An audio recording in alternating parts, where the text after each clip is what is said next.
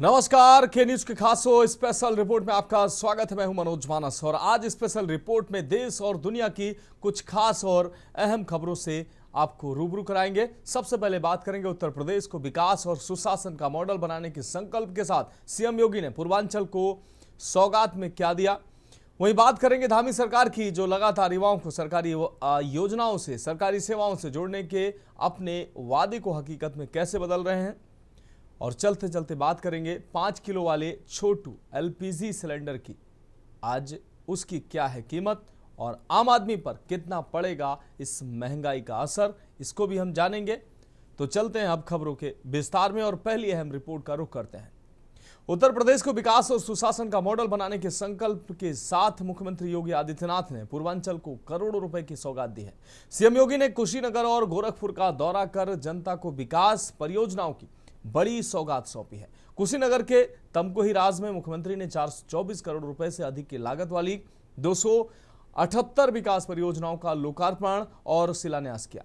इन योजनाओं में सड़क, शिक्षा, स्वास्थ्य और सिंचाई जैसे बुनियादी ढांचे को मजबूत करने वाले कई अहम कार्य शामिल हैं। ये रिपोर्ट देखिए। उत्तर प्रदेश के मुख्यमंत्री योगी आदित्यनाथ ने कुशीनगर के तमकुही राज में 424 करोड़ रुपए से अधिक की 278 विकास परियोजनाओं का लोकार्पण और शिलान्यास किया।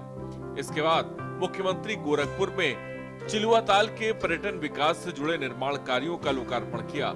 इस दौरान मुख्यमंत्री ने विकास कार्यों के साथ साथ विपक्ष पर भी तीखा हमला बोला और कहा कि उनकी सरकार ने प्रदेश में माफिया राज, बेरोजगारी और बीमारियों को खत्म करने का काम किया है। आपको बता दें कि कुशीनगर के तमकुही राज में विकास का नया अध्याय लिखते हुए मुख्यमंत्री योगी आदित्यनाथ ने 424 करोड़ रुपए से अधिक की लागत वाली 278 परियोजनाओं का लोकार्पण और शिलान्यास किया। इन परियोजनाओं में सड़क, शिक्षा, स्वास्थ्य, सिंचाई और बुनियादी सुविधाओं से जुड़े कई महत्वपूर्ण कार्य शामिल हैं।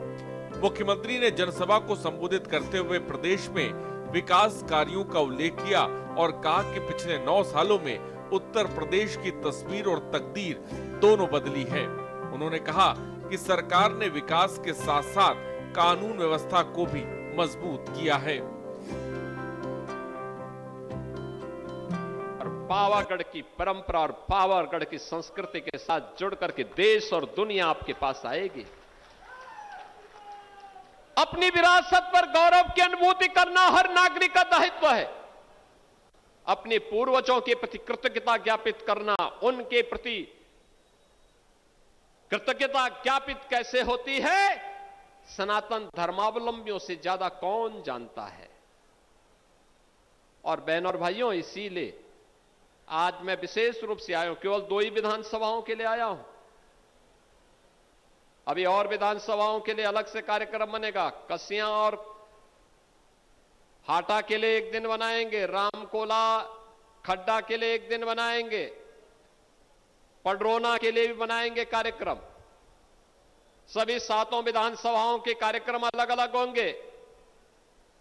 अलग अलग विकास के कार्यों को लेकर के भी आएंगे। आज जो कार्य हैं, ये कार्य केवल और केवल इन 2 विधानसभाओं के हैं और इनमें इनके यहां के विधायकों ने और सांसद जी ने जो प्रयास किया है, उस प्रयास के कारण हम इस कार्य को लेकर के यहां पे आए हैं, आपसे कहने के लिए कि यह कार्य संभव इसलिए हो पा रहे हैं क्योंकि आपने अच्छे विधायक और अच्छे सांसद चुने हैं।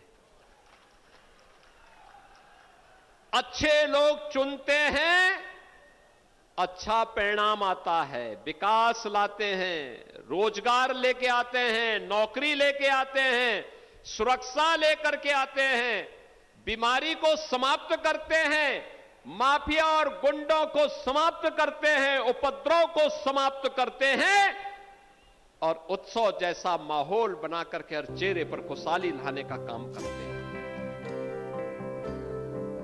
योगी की बड़ी सौगात 424 करोड़ से ज्यादा की परियोजनाएं,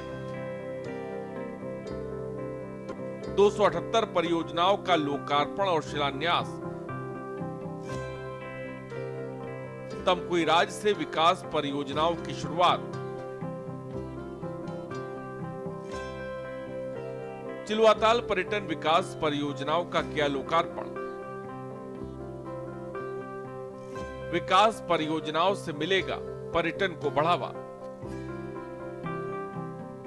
इस दौरान मुख्यमंत्री योगी आदित्यनाथ ने विपक्षी दलों पर निशाना साधते हुए कहा कि वर्ष 2017 से पहले प्रदेश में जंगल राज का माहौल था, सड़कों की स्थिति खराब थी, युवाओं को रोजगार नहीं मिल रहा था और किसान भी परेशान थे। लेकिन आज उत्तर प्रदेश विकास और सुशासन का मॉडल बनकर उभरा है। जिन्होंने जीवन के सत्य को समझा था, अंतिम समय में पावा नगर में आ गए थे। आप सोचो, जीवन की सच्चाई को कुशीनगर से ज्यादा कौन समझता है? और इसीलिए मैं कहने के लिए आया हूं, इस जन्म में तो हमने धन्य किया ही है, अपनी आंखों से अयोध्या में राम मंदिर का निर्माण, भव्य राम मंदिर का निर्माण देख रहे हैं। भव्य राम मंदिर, रामलला का विराजमान के कार्यक्रम को प्रधानमंत्री मोदी जी के कर कमलों से जब अयोध्या में रामलला विराजमान हुए, पूरा देश और पूरी दुनिया के अंदर जहां कहीं भी सनातन धर्मावलंबी है, उन सबके आंखों में खुशी के आंसू थे, खुशी के आंसू थे। मैं तो उस दिन भी वहां अयोध्या में था, उसके अगले दिन भी अयोध्या में था।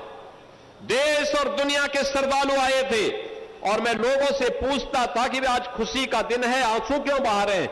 वो कहते थे खुशी के आंसू हैं, खुशी के आंसू हैं। हमने अपने पूर्वजों को हम बता पाएंगे कि जो काम आप नहीं कर पाए, आपकी कृपा से प्रभु का वो काम हम करके आए हैं, अब हमें आशीर्वाद दीजिए। मुख्यमंत्री योगी आदित्यनाथ ने कहा कि डबल इंजन सरकार की नीतियों का परिणाम है कि प्रदेश में बड़े पैमाने पर निवेश हो रहा है, युवाओं को रोजगार मिल रहा है और हर क्षेत्र में विकास कार्य तेजी से बढ़ रहे हैं। उन्होंने जनता को भरोसा दिलाया कि विकास की ये गति आगे भी जारी रहेगी। तमकुई राज कार्यक्रम के बाद मुख्यमंत्री योगी आदित्यनाथ गोरखपुर पहुंचे, जहां उन्होंने 20 करोड़ 35 लाख रुपए की लागत से चिलवाताल के पर्यटन विकास से जुड़े विभिन्न निर्माण कार्यों का लोकार्पण किया। सरकार का दावा है कि इससे पर्यटन को बढ़ावा मिलेगा और स्थानीय लोगों को रोजगार के नए अवसर प्राप्त होंगे। कुशीनगर से लेकर गोरखपुर तक विकास परियोजनाओं की सौगात देते हुए मुख्यमंत्री योगी आदित्यनाथ ने एक बार फिर विकास और सुशासन को अपनी सरकार की प्राथमिकता बताया। साथ ही विपक्ष पर हमला बोलते हुए ये संदेश देने की कोशिश की कि प्रदेश में कानून व्यवस्था और विकास दोनों मोर्चों पर सरकार मजबूत स्थिति में है। स्पेशल रिपोर्ट के न्यूज इंडिया।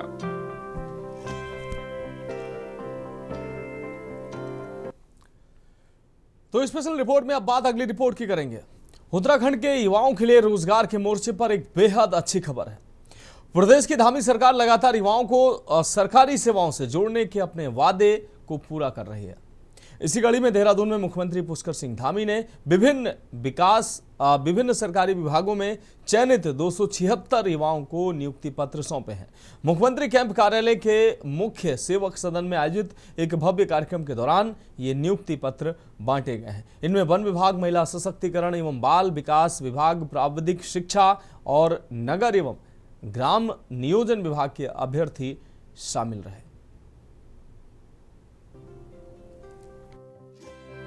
उत्तराखंड में सरकारी भर्तियों को लेकर धामी सरकार लगातार युवाओं को रोजगार देने का दावा कर रही है। इस कड़ी में मुख्यमंत्री पुष्कर सिंह धामी ने विभिन्न विभागों में चयनित 276 युवाओं को नियुक्ति पत्र वितरित किए। मुख्यमंत्री ने इसे युवाओं के परिश्रम की जीत बताते हुए पारदर्शी भर्ती प्रक्रिया और नकल विरोधी कानून की सफलता का भी उल्लेख किया।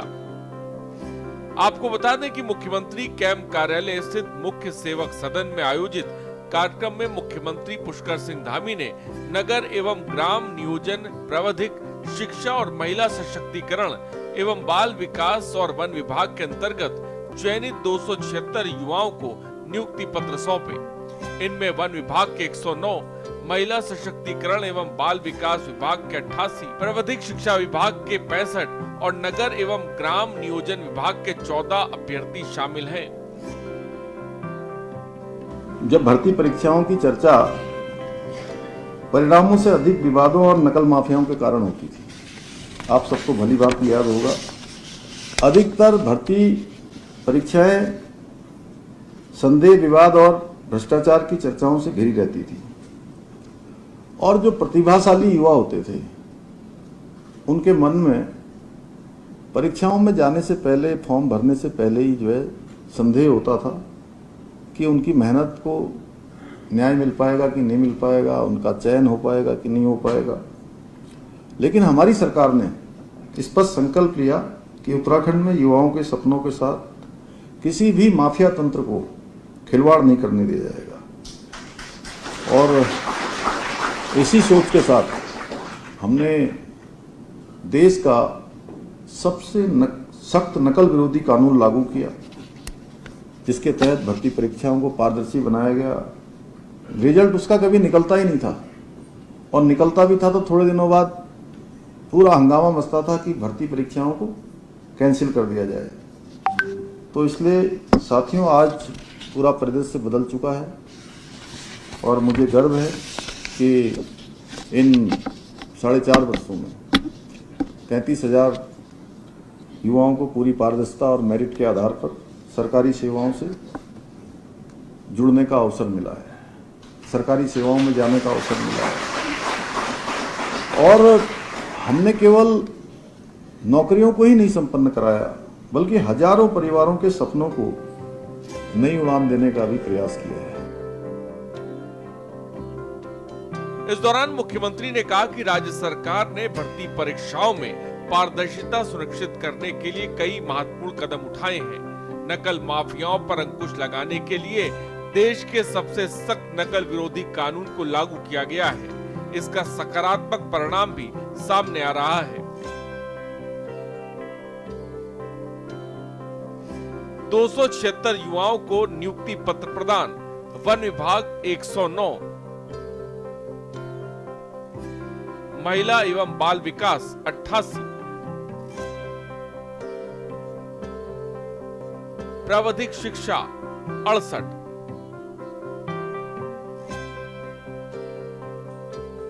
नगर एवं ग्राम नियोजन 14। साथियों, ये आज का अवसर आप लोगों के लिए केवल नियुक्ति पत्र प्राप्त करने का अवसर नहीं है। जैसा सभी वक्ताओं ने पहले बोला कि आज आपकी एक नए अध्याय की शुरुआत हो रही है। एक शुभ क्षण आज के जीवन का आज से प्रारंभ हो रहा है। जैसे बहुत बार हम नियुक्ति पत्र बांटते बांटते अब यहाँ पर मुझे लगता है सैकड़ों कार्यक्रम यहाँ पर आयोजित हो गए, और जैसा हमारे सभी साथियों ने पहले बताया कि लगभग 32,000 नियुक्तियां हो गई हैं, लेकिन मुझे लगता है कि अभी 33,000 आंकड़ा पहुंच गया होगा, क्योंकि 400 करके इससे पहले 2 बार और हो गया 32 के बाद, और आज 268 करीब है, तो ये लगभग 33,000 आंकड़ा पहुंच गया होगा।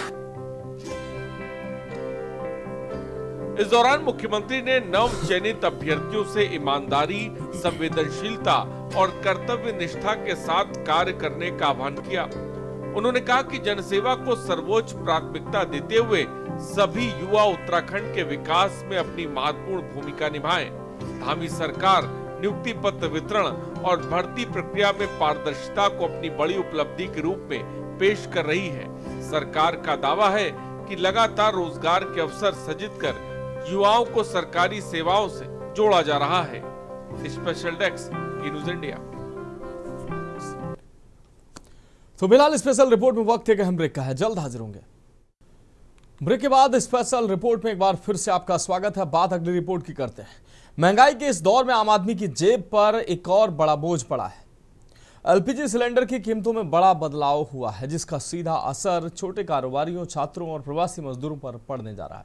5 किलो वाले जिस छोटू एलपीजी सिलेंडर को कभी आम आदमी की सहूलियत के लिए शुरू किया गया था, उसकी कीमत में 11 रुपए की बढ़ोतरी कर दी गई है। इस बढ़ोतरी के बाद दिल्ली में अब छोटू सिलेंडर की कीमत 821 रुपए 50 पैसे हो गई है। वहीं 19 किलो वाले कॉमर्शियल सिलेंडर के दाम में भी 42 रुपए की बढ़ोतरी की गई है। महंगाई के दौर में आम आदमी को एक और झटका लगा है। 1 जून से 5 किलो वाले छोटू एलपीजी सिलेंडर की कीमत में 11 रुपए की बढ़ोतरी कर दी गई है। दिल्ली में अब इसकी कीमत 821 रुपए 50 पैसे हो गई है और वहीं 19 किलो वाले कमर्शियल सिलेंडर की कीमत 42 रुपए हो गई है। खास बात तो ये है कि घरेलू 14.2 किलो वाले एलपीजी सिलेंडर की कीमत में कोई बदलाव नहीं किया गया है।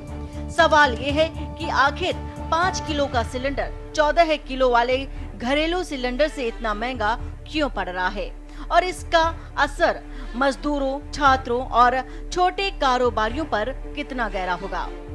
आपको बता दें कि 1 जून से 5 किलो वाले फ्री ट्रेड एलपीजी यानी कि छोटू सिलेंडर की कीमत 11 रुपए बढ़ा दी गई है। दिल्ली में अब इसकी कीमत 821 रुपए 50 पैसे हो गई है और वहीं 19 किलो वाले कमर्शियल सिलेंडर की कीमत बढ़ाकर 3113 रुपए 50 पैसे तक पहुंच चुकी है। 5 किलो का सिलेंडर प्रति किलो इतना महंगा क्यों? सब्सिडी का अंतर 14.2 किलो वाले घरेलू सिलेंडर पर सरकार कुछ लक्षित समूहों जैसे कि उज्ज्वला योजना को सब्सिडी देती है। 5 किलो का छोटू सिलेंडर मुख्य रूप से गैर सब्सिडी कैटेगरी में आता है, जिससे इसकी बाजार की कीमत पूरी वसूल कर ली जाती है। लॉजिस्टिक्स और पैकेजिंग कॉस्ट 14 किलो वाले गैस को एक बार फिर रिफिल करने और ट्रांसपोर्ट करने का खर्च 5 किलो गैस को 3 अलग अलग सिलेंडरों में भरने, जांचने और बांटने के मुकाबले बहुत कम आता है। छोटे सिलेंडर में प्रति किलो पैकेजिंग और हैंडलिंग कॉस्ट बढ़ जाती है। रिटेल मार्जिन और डिस्ट्रीब्यूशन छोटू सिलेंडर अक्सर स्थानीय दुकानों, किराना स्टोर्स या फिर पेट्रोल पंपों के माध्यम से बिकता है और इस सप्लाई चेन में जुड़े बिचौलियों और रिटेलर्स का कमीशन प्रति किलो के हिसाब से अंतिम कीमत को और बढ़ा देता है। सबसे ज्यादा असर उन लोगों पर पड़ रहा है जिनके लिए छोटू सिलेंडर रोजमर्रा की जरूरत है। नतीजा ये है कि कई लोगों ने घर में खाना बनाना तक बंद कर दिया है और अब ढाबों पर खाना खा रहे हैं।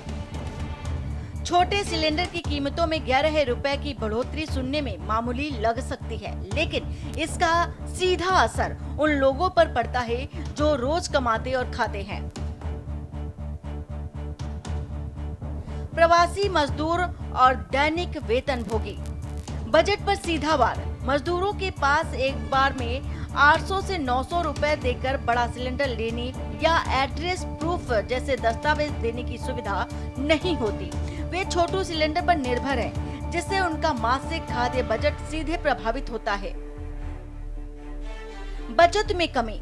रोज की दिहाड़ी का एक बड़ा हिस्सा अब सिर्फ खाना पकाने के ईंधन पर खर्च हो रहा है, जिससे वे अपने परिवारों को पीछे गांव पैसे भेजने और आकस्मिक चिकित्सा के लिए बचत करने में असमर्थ हो रहे हैं। विशेषज्ञों के मुताबिक पश्चिम एशिया में जारी तनाव और वैश्विक ऊर्जा बाजार में अस्थिरता का असर एलपीजी की कीमतों पर साफ तौर पर नजर आ रहा है। भारत अपनी जरूरत का लगभग 90% एलपीजी आयात करता है। ऐसे में अंतर्राष्ट्रीय बाजार में कीमतों और सप्लाई में बदलाव का असर घरेलू बाजार पर भी पड़ता है। भारत और एलपीजी जरूरत का लगभग 90% आयात, रोज उत्पादन 50 से 52 हजार टन, रोज मांग 60 हजार टन से भी ज्यादा। अंतरराष्ट्रीय बाजार पर निर्भरता। सरकार और गैस कंपनियां कह रही हैं कि बाजार में एलपीजी की कमी कोई भी नहीं है और एजेंसियों पर रिफिल निर्धारित दरों पर उपलब्ध है। लेकिन जमीनी हकीकत ये है कि बड़ी संख्या में मजदूर, छात्र और छोटे कारोबारी अब भी खुले बाजार और अनाधिकृत चैनलों पर निर्भर हैं, जहां उन्हें कहीं ज्यादा कीमत चुकानी पड़ती है। ऐसे में छोटू सिलेंडर की बढ़ती कीमतें सीधे तौर पर आम आदमी के बजट पर असर डाल रही हैं। छोटू सिलेंडर को कभी प्रवासी मजदूरों, छात्रों और छोटे कारोबारियों की सुविधा के लिए शुरू किया गया था, लेकिन लगातार बढ़ती कीमतों ने इसे अब एक और नई महंगाई की चुनौती बना दिया है। सवाल ये है कि क्या आने वाले दिनों में इस वर्ग को कोई राहत मिलेगी या फिर रसोई और कारोबारी दोनों का खर्च और बढ़ेगा। नाम भले ही छोटू हो, लेकिन इसका असर लाखों लोगों की जेब पर पड़ रहा है। 5 किलो वाले एलपीजी सिलेंडर की कीमत में हुई नई बढ़ोतरी ने एक बार फिर यह सवाल खड़ा कर दिया है कि महंगाई का सबसे ज्यादा बोझ आखिर कौन उठा रहा है। प्रवासी मजदूर, छात्र, छोटे दुकानदार और रेहड़ी पटरी पर कारोबार करने वाले लोग आज भी इसी सिलेंडर पर निर्भर हैं। सरकार का दावा है कि गैस की पर्याप्त उपलब्धता है और एजेंसियों पर रिफिल निर्धारित दरों पर मिल रहा है, लेकिन जमीनी स्तर पर कई उपभोक्ता अब भी अधिक कीमत चुकाने को मजबूर है। ऐसे में छोटू सिलेंडर की बढ़ती कीमत सिर्फ गैस का मामला नहीं, बल्कि रोजमर्रा के जीवन, रसोई के बजट और छोटे कारोबार की लागत से जुड़ा बड़ा मुद्दा बन गया है। अब सबकी निगाह इस बात पर है कि आने वाले दिनों में राहत मिलती है या महंगाई का यह दबाव और बढ़ता है। ये देखने वाली बात होगी। स्पेशल रिपोर्ट के न्यूज इंडिया।